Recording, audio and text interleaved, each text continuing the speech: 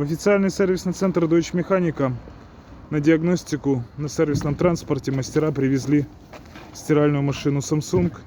Данная стиральная машина Samsung поступила в ремонтный цех. Олег, с чем поступила? Что за проблемы со стиральной?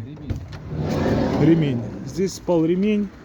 При диагностике было определено, что нарушено.